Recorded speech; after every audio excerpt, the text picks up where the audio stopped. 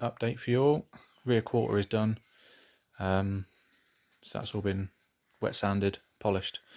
I've wet sanded the front wing again because I wasn't happy with a bit down there and a few bits. So the whole side's been polished, wet sanded, and bits I wanted to. Rear windows back in, seal and wing mirrors back on, arches and trims are back on, cleaned up, rear lights back in. So paintwork is just the roof to sort out, but I don't know what to do with it yet. Been preoccupied with other stuff, and I want to get on with the engine and gearbox. There's a lot of dust on the car. I've been cutting some wood, so it's got a nice layer of dust on there. Obviously with the dust, if you do get dust in your car, don't wipe it off. Just if you've got an airline, blow it off. Because if you spent ages polishing like I have and then go and wipe it off with a rag, those bits of wood will just make tiny little scratch marks in it. Anyway, so gearbox. The gearbox looks a lot better, as you'll see from the pictures.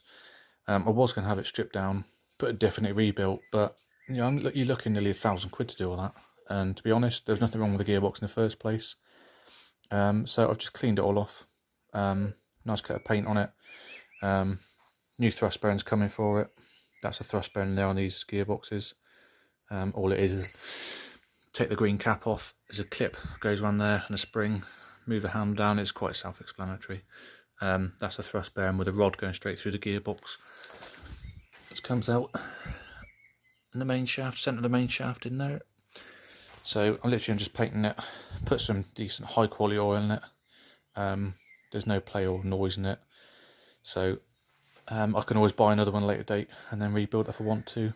So I've cleaned up all the boots. It's got new bushes in there, clean up the arms. I've still got a bit more painting to do. Redo those cups. Cap on the end, and then that little metal flange bit for the seal is the same colour as caps. I'll paint that, and I need a new what's it for their timer mark, because you can buy them but I think you can get black ones now, so I want a green one. So we're moving on to the engine.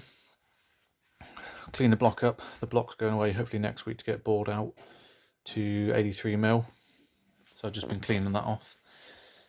Rods. What I have done, you see from the pictures, I've balanced the rods end to end and a lot of overall weight. So they're all marked. Cable ties are 1, 2, 3 and 4 cylinders, what they're going back in. So here's my little chart. So OEM standard weight, that's what the weights were. Piston 4 or rod 4 was the lightest, 3 was the heaviest. Small end standard weight weren't too bad, 1 heaviest. Big end were all within 1 gram, so I haven't touched those. Small ends lightened them, so they're now within 1 gram of each other. Big end lightened, I haven't touched them, and the overall weights now are gone from top row, those lot, down to matching those for in 1 gram of each other. Rod 4 I haven't even touched because that's the sort of lightest one, so I've just matched them there, so those balance they can. It is awkward doing this, it's taken a lot of time with the sort of scale thing I made up. That's just kitchen scales. Quite accurate. I put a bag of sugar on there and it was bang on what it should do. Every time I've measured them or weighed the rods the way I did, they were going, to get that first measurement, say 633, I must have weighed that probably 6 to 10 times maybe. So when it was on the scales, there's measurements I had from the point the conrod was on the scales, like 75mm on the scales. The string was 40mm from upright, etc. Because there's a few minutes, just so you get it right. You want to do it repetitive, so every time you put on there, those exact measurements where it sits is getting the same weight. Obviously it's not a million times accurate, but I could send them away and get them done, but that's another £100 getting done, so I'd rather do it myself. I'm happy they're close to each other. So that's those done. Pistons, I'll be getting custom high comp pistons, or higher compression pistons from TSR. They're custom ones. Crank, I've had the crank out today, measuring all the journals on it, and they're all bang on within what they should be in the manual. I've even got the Haynes manual out to make sure that is what it should be. So that just needs standard bushes on there, so that's easy enough to do. I don't need to send it away or balancing. VW balancing is very good from the factory anyway. One on conrod weight. You might get some that are heavy and some that are light, like I did. These were all made in a batch, so in the factory when they build the engines they might take out grabbed 4 out of the box. The 4th one might have been from another batch, so it's a different weight. I've also cleaned up, that's the catch for the slam panel. Slam panel's all painted, so I can get that on, catch on there a bit more. And then I've got ECU out, or what you call an ECU. I'm going to be raising the rev limiter on this, and I'll do a separate video to show you how that's done after this one. So it's all go at the moment, pretty good. I sort of had to take a step back from the paint and go, right, what else can I get on with? Quite a lot, really. So yeah, engine's going away. Once that's back, I can get the bearings of the crank can go in, crank bolts can be reused, so I can get that in, torqued up, loads of oil and all that sort of good stuff. I've also taken the core plugs out of here. The core plugs out, that's not a hole, that's where I've punched a hole through it to obviously pull it out. You can find with these, they look fine from the outside, and on the inside they're actually rotten. These are fine, but for the sake of a couple of quid, I'd rather get them out and put nice fresh ones in there. And everything's all laid out and marked, because all these bearing caps are all machined, they all should go back where they should be, so that's good. So we're doing well. Hopefully next couple of months should have the engine all together. So yeah, gearbox, I'm pretty chuffed with that's come out really nice.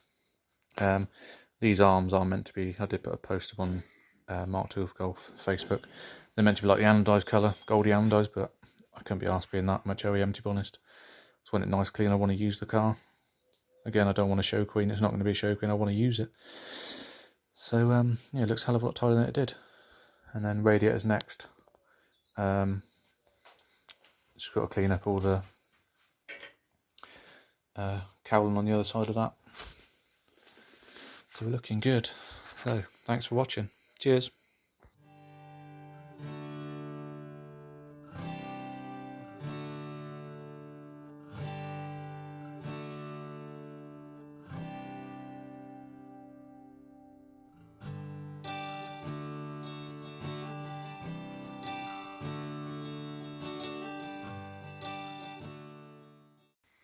Right, so quick talk through of this Conrod Balancer Mark 1 prototype.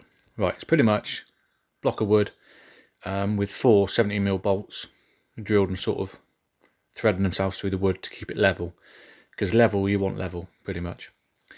That is a set of kitchen scales on a couple of planks of wood, little bits of wood, just to get the sort of height right. You want the Conrod just sort of past level, so you have actually got the weight of it going down. That's a little spirit level set on top of the scales to make sure it is level. So the whole lot is level, vertically, horizontally, all that sort of good stuff. That upright bit of wood is just an upright bit of wood with a screw in the top, a bit of string, and that string is always sat at the sort of bearing point on the Conrod, so I know that's in the same place all the time.